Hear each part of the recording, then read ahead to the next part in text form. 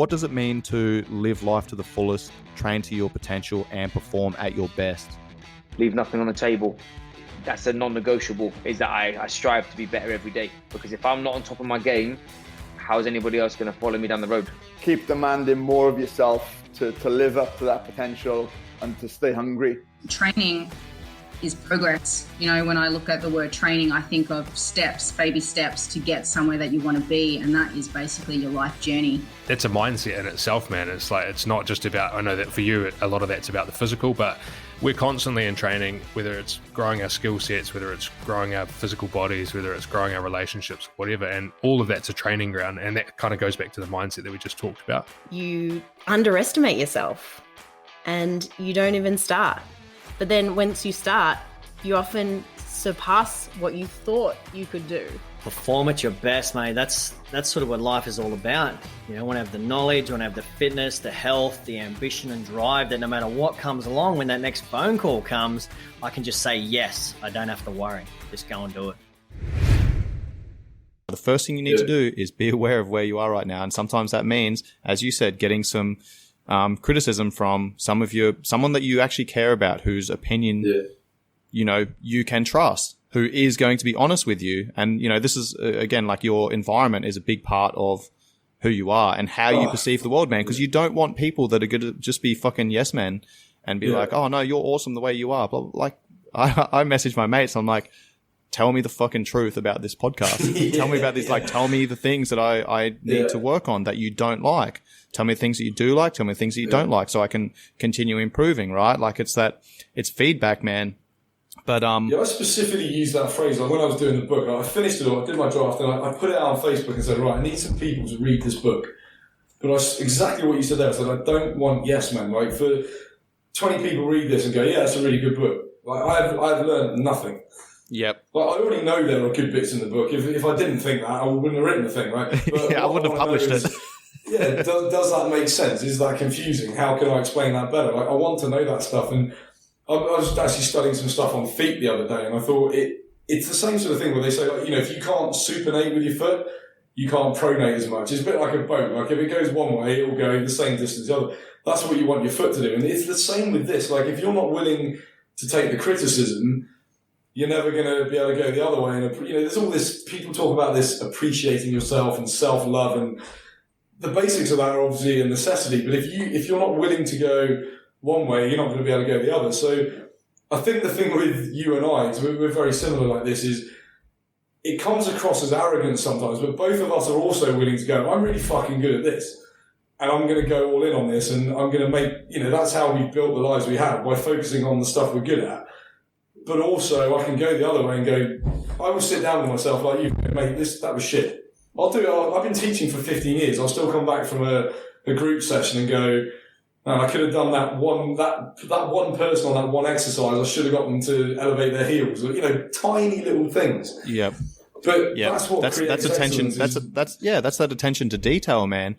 It's like being able to be your own harshest critic, but then, you know, you're not fucking beating yourself up about it. You go, all right, what can I improve? Yeah. How can I improve it? You know, something I talk about as well, like, I've had a number of my online clients like, man, I love the way that you explain things, because I've heard this stuff before, but the way that you explain it makes so much sense to me. And I'm like, well, that's because I'm fucking explaining it to myself. You know, something I say. You've been willing to screw it up 100 times. Like, you've been in the gym, you fucked it up, you tried it on someone, you coached them badly, dude, and now you've done it 1,000 times. So now I know every little thing that you're picking up those dumbbells. I know what you're thinking. I know what you're feeling. I know your back is hurting because you've just done it at that angle. I know exactly what is going on. Yeah. It's that to mess it up. It's that attention to detail, man. Like, I've told this story before, where I'll finish a class at Tocq and I'll gather everyone around and say, hey guys, well done today's session. This is what we went through. This is why we went through that. This is why it's important.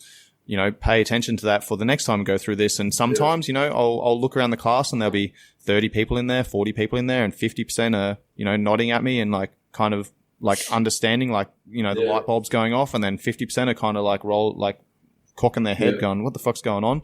All right, I didn't explain that well enough, you know, and then I go back and I I practice that, and I might talk about it on the podcast. I might talk about it with one of my online clients, and then I'll go back into class. If we're running the same class the next week, I'm going to figure out a better way to explain that and get my point across. Okay, now I'm capturing 70% of people.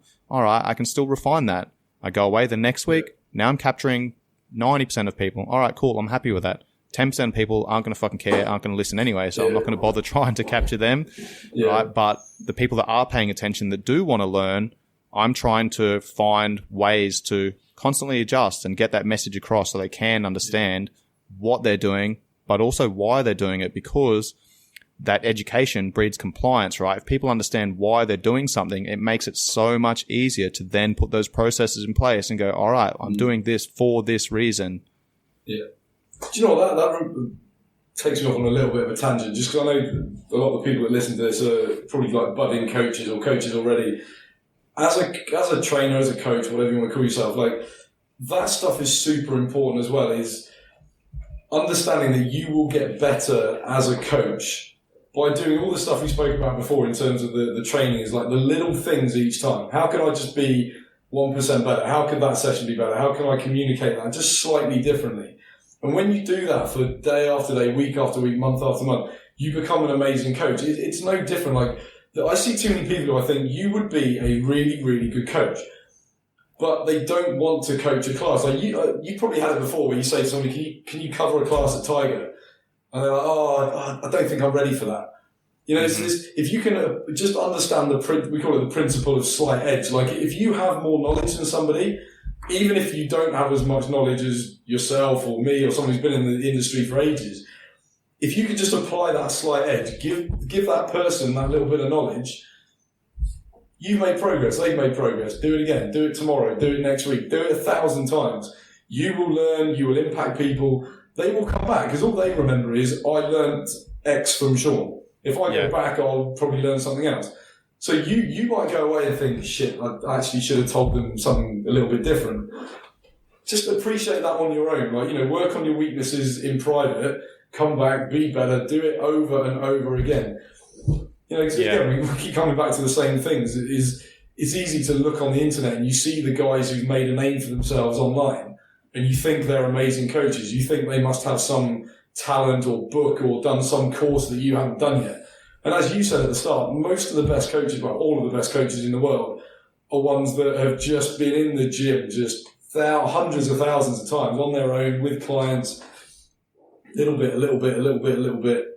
Yeah, and that's how you become a good coach. Like, you know, don't be afraid to get in the arena just because someone else is better than you at the moment. You know, we never get new world champions if that was the case, because there's no point in me getting into UFC because Petr Yan's better than me right now. So no, I'm gonna, I'll start from the bottom, build up. Hopefully one day I'll beat him. But yeah, that's a great point, man. Like, we did kind of go off on a little bit of a tangent there, talking about like the coaching journey, but the same principles apply, bro. You know, I didn't just fucking do my PT course and like know everything that I know now, right? I did my PT course, and when I first started training people, it was like all about the training plan and the meal plan. All right, cool. And then, all right, now I've got this person coming in and they've got an issue with their shoulder. How do I fix that? Or I'm hearing the same excuses all the time, like, I can't do this, I can't do that, and blah, blah, blah. And it's like, all right, let's figure out a way to communicate with these people and meet them where they are, man. And then, then I'm learning these tools. But you need to be your own critic. Like, if I had have just been the same fucking trainer that I was when I first started, those first 2 years, mate, I look back to that person, I was like, that was a shit coach, right? But I was a fucking better coach than a lot of other trainers around. And, I knew that. And initially I was like, if my clients aren't getting results, that's their fault. Yeah. Right. It wasn't until I actually fucking took a look in the mirror and was like, all right, maybe 15%, 20% of my clients are getting results, right? Because they can just fucking grind and they can switch everything else off and they can get into the gym. They can follow the training plan. They can follow the meal plan. What about the other 80%, right? I'm not fucking doing my job, man. I need to figure out the tools that are going to help them, right? So then we're using the same journey, the same principles, progressive overload. What's one thing that I can do to add to this? Okay. Then I started talking about I think I went into nutrition next, and then I went into like NLP. Then I went into all of these myself. Yeah, yeah, man. But that's the point. That's why people say that we coach very similar, because we have very similar philosophies, right? Like where we have our foundation, we've got our PT course. Now, I know some PTs that just fucking rest on their laurels and don't do any other continuing education. And they think they fucking know everything. And it's like, man, like the Dunning-Kruger effect, right? Like the more you learn, the more you realize that you don't know, right? And like that's a sign of a good coach, man. When you get people that are like, man, fuck, I thought I used to know everything, but now I realize I know fuck all. But I'm better than a lot of people that are in the industry, you know? So it's the same thing with people that are on their journey. It's like, you don't have to do everything at once. Like everything is a skill, right? You need to build the skill of showing up. As you said, that's your book, man. Build the skill of showing up. That requires developing discipline, right? How can I develop my discipline? That might literally be, you know, getting up at the same time, getting up 10 minutes earlier than you normally do, right? Or going to bed 10 minutes earlier than you normally do. Do that for a week. Yeah. Do that for 2 weeks. Then extend that. Do another 10 minutes. Do another 10 minutes. Okay. Once you can do that for a month, then add something else, man. And like the point that I'm making here is that we've got all of these different methods. We've got all of these different tools, right? Now, I didn't go, I've had Will Foden on the podcast before, and people who have been listening for a while. One of our recent conversations, he was like, man, when I first did my PT course, he goes, I was that guy that was just fucking doing course after course after course after course. And he goes, I had all of this knowledge, but I couldn't figure out how to apply it. And, you know, I was like, I always went the other way. I don't know whether it was because of my background or my military career or whatever, but I was always like, all right, I'm going to do this course, and then I'm going to learn everything I can about it. This system, I'm going to use what's practical. I'm going to discard what's not. I'm going to put my own spin on it, and I'm going to test it, man. I'm going to test it on myself. I'm going to test it on my clients. I'm going to see what works. I'm going to see what doesn't work. All right. Then I'm going to tweak, refine. And then what I found was every single person was using these same principles, slightly different. All right, cool. I've got my head around these tools or this principle of progressive overload. Yep. Now I'm going to add something else on top of that. Right. Understand that. Start applying it. Tweak, adjust, refine. Build out your toolbox in that aspect, then add the next thing. Yeah. It's the same thing with your own journey with fitness. Exactly what happens. Yeah, that's what I wanted to come on to, is like this. And I've upset a few people on this, and I'll just say, like, you know, it's come from the whole CrossFit thing. Let's just get that on the table straight away. It's now not just CrossFit, but, you know, this is where it's come from, is this idea that the exercise is the objective. You know, so the objective of my training is to be able to do 30 clean and jerks or whatever it might be. And we get obsessed about, I must be able to walk on my hands. I must be able to do this. Now, if you want to compete in CrossFit, or, you know, there's other competitions now that basically do the same thing, then... I just want to pause you there for a second. I want to pause you there for a second, because if people actually came to me and they said, like, they've got those goals, they've got that intent, all right, cool, we need to be specific, okay? The issue that I have is people go, what are you doing that for? To get fitter. Yeah. Okay, what, like, explain that to me. Or I'm training to burn calories. Whoa, you're fucking doing it wrong.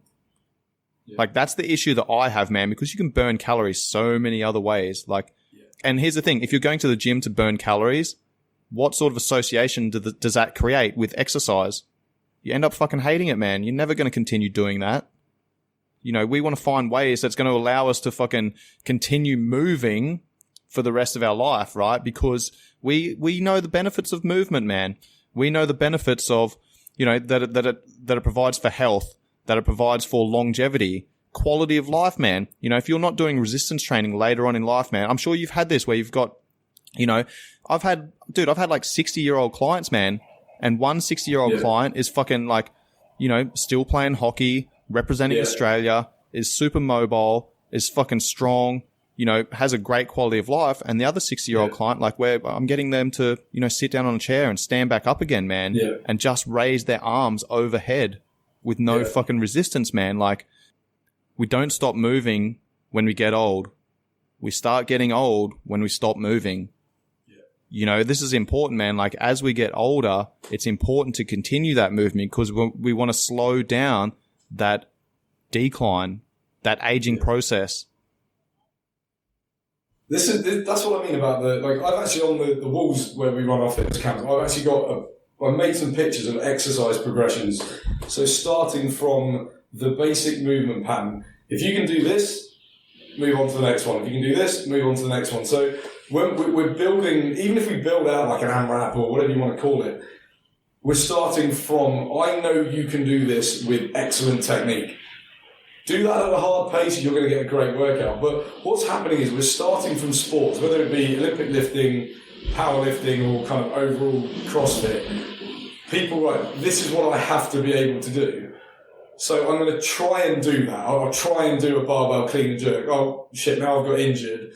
Now I'll take a step back. We're kind of coming at it from the wrong end of the spectrum because it's this idea that, well, now that fitness has become a sport in itself, that is my focus. Rather than, like you said, learning movement, learning what is exercise about. Do you understand like heart rate intensities and things like? I often see your stuff on social media where you're talking about sort of, right, this, I want you to work at 80%, I want you to work at 90%. We use a MyZone heart rate system in our training. So I can say to people like, this is so it's like going to be a 6-minute circuit or whatever it might be.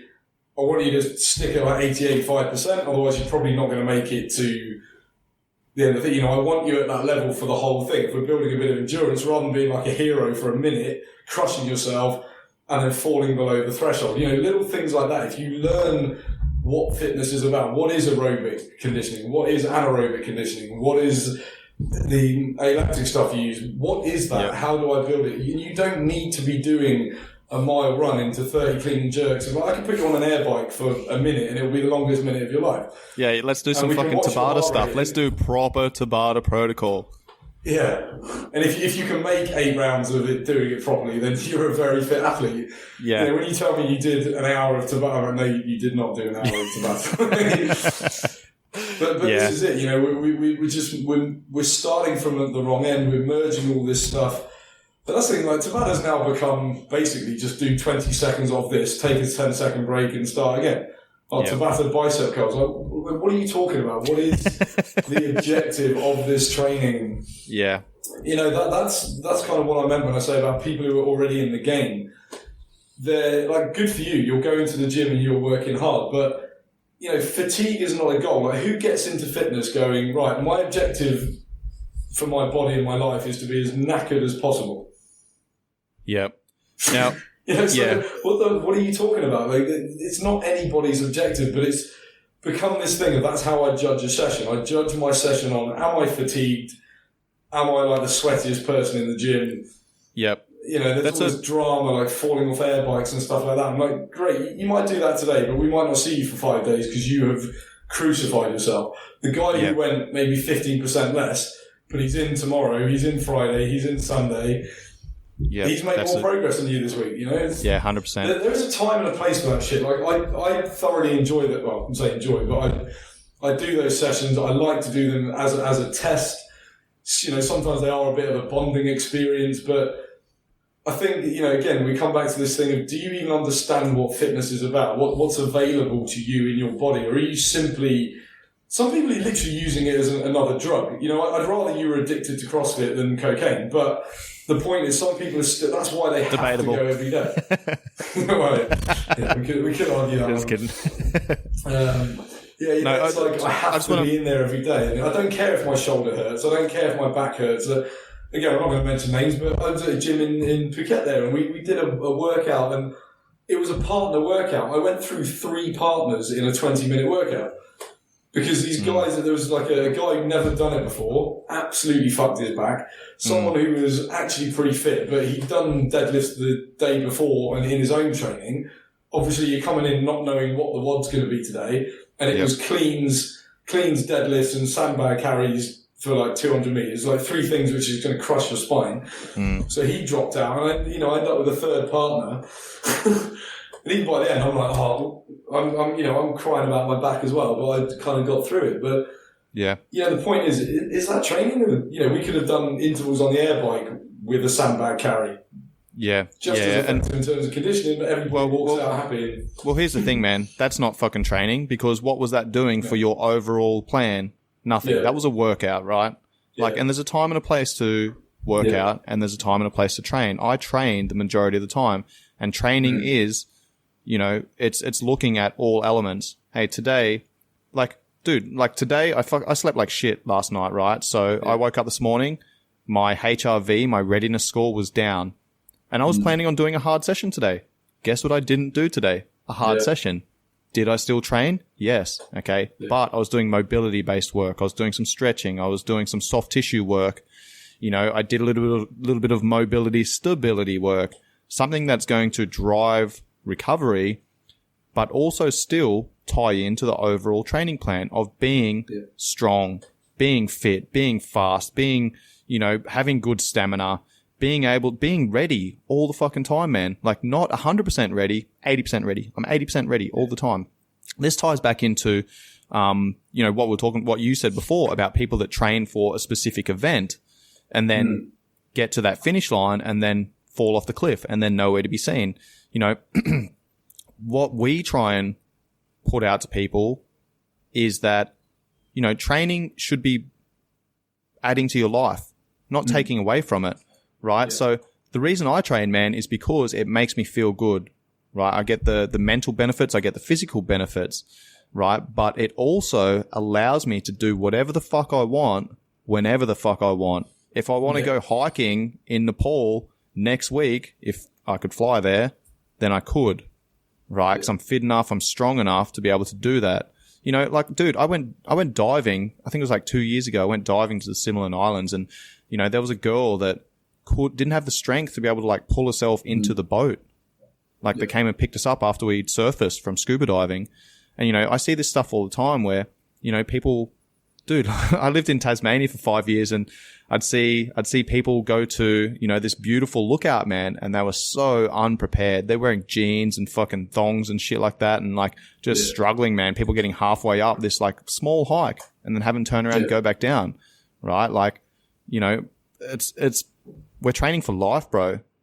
That's what fitness is to me, right? Like if you can build your foundation so that you can literally like do whatever you want, whenever you want. Like if I need to play rugby next weekend, I'd be fine, right? If I decided to compete in a fucking BJJ tournament this weekend, I'd be fine, right?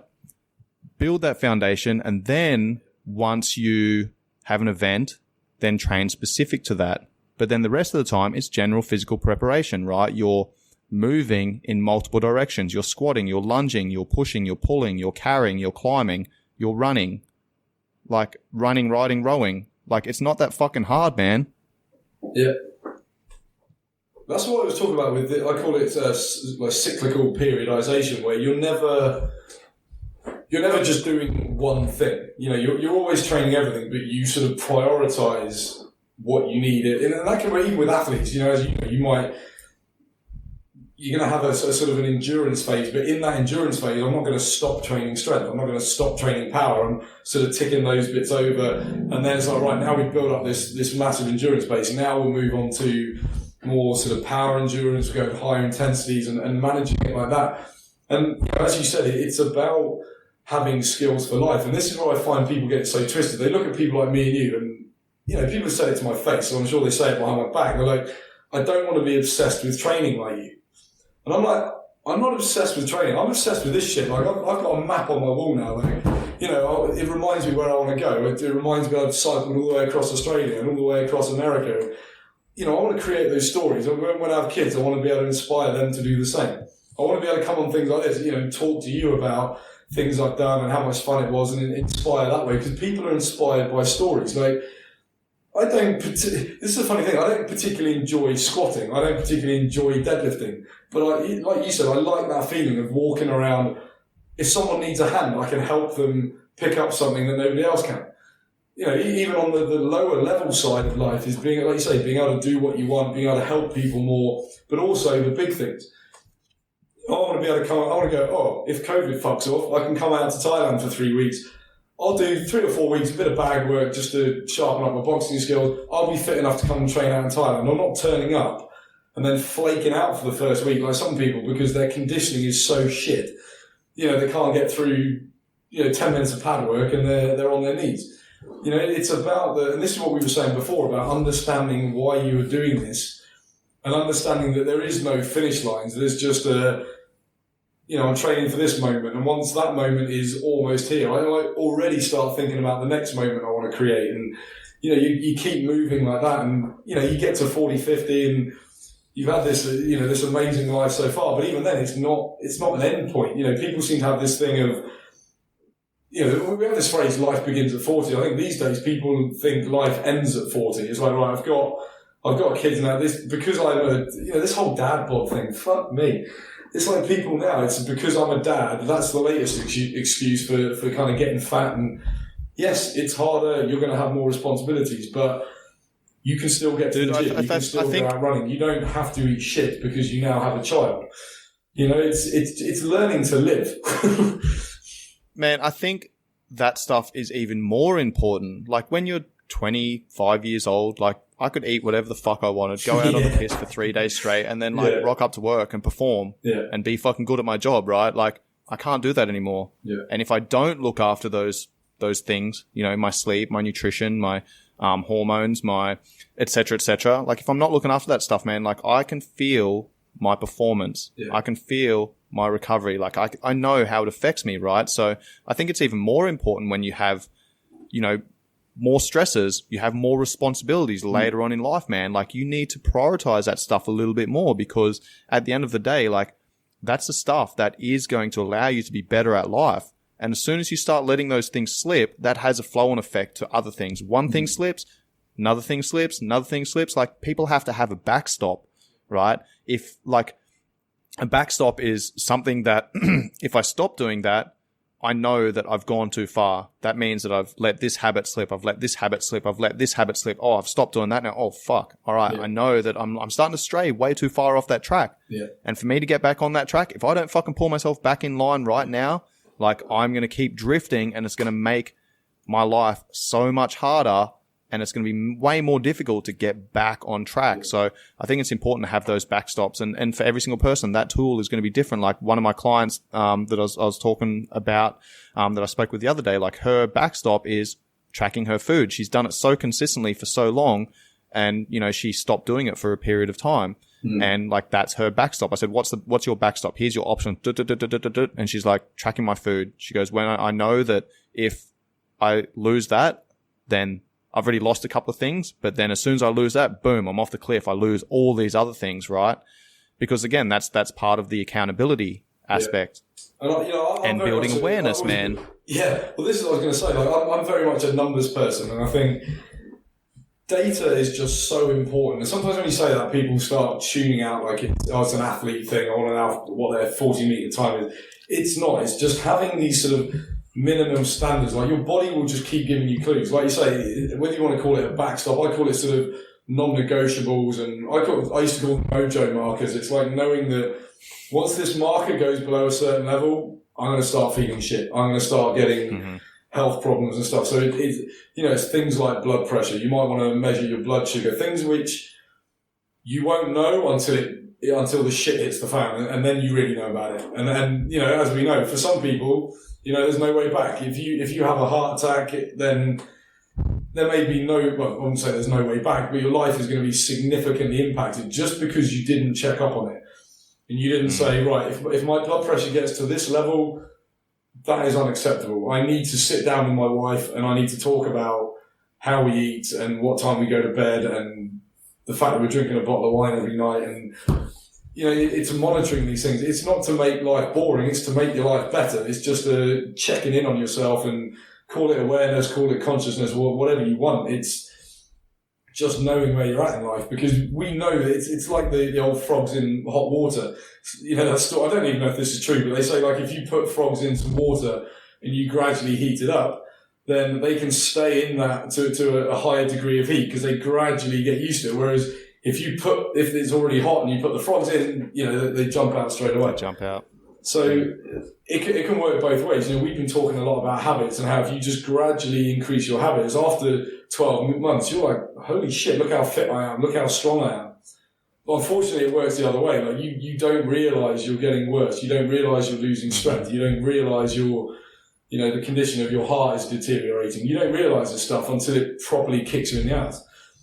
And as we said before, the problem then is you often now have that learned helplessness where you're like, oh, well, it must just be because I'm older. It must just be because of my genetics. It's like, that stuff might have contributed, but for me, it's like the stuff you see is just like a lifestyle expression of your genetics. Like I have I don't, hopefully, but my family have got a history of heart problems. Now, it may get me later in life, I don't know, but I can still do what I'm doing now and probably going to fend that off better than my uncles have done. Like, no offense to them, but they've made lifestyle choices. I've made different ones.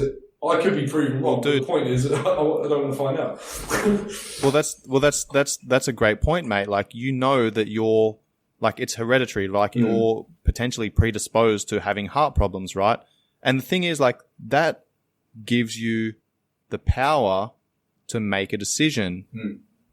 You don't just go, oh, well, it's going to get me, so now I'm not going to look after myself. I'm not going to train. I'm going to fucking drink 3 pints every night and eat fucking chicken palmy and chips and blah, blah, blah. Yeah, man. Like, you understand that. So that makes you aware that, hey, if you don't look after your shit, then maybe you'll have problems. Yeah. Right? And you might still even have problems, right? But you're going to delay that as long as you can by living a healthy lifestyle. Yeah. And there we have it, guys. The next installment of my Coach's Corner series with John Tocq of Stormforce Fitness. I thoroughly enjoy my conversations with JLT. As you can see, we go all over the place. We cover a lot of different topics, but we also dive deep into some of them. If you enjoy the conversation as well, please make sure you share it to your stories. You can either take a screenshot or you can go onto Spotify, hit the share button, and that'll come up with your Instagram stories. Make sure you tag JLT and myself so that we can reshare as well. This episode was brought to you by Be Spunky, which is an Australian-made TGA-listed nutraceutical developed to support and optimize male hormones. This is a product that I've been taking for around about a year and a half, and I absolutely love. And I also really support the guys that are driving the product because how they started the business, why they started the business is really inspiring, and it was all about creating the best environment and optimizing hormones for males to be able to live at their best on a day-to-day basis. You can go onto their website, bespunky.com.au, use the code KOBES10, KOBES 10 at checkout for your discount. Any 5-star ratings and reviews are much appreciated. Much love, guys. Peace.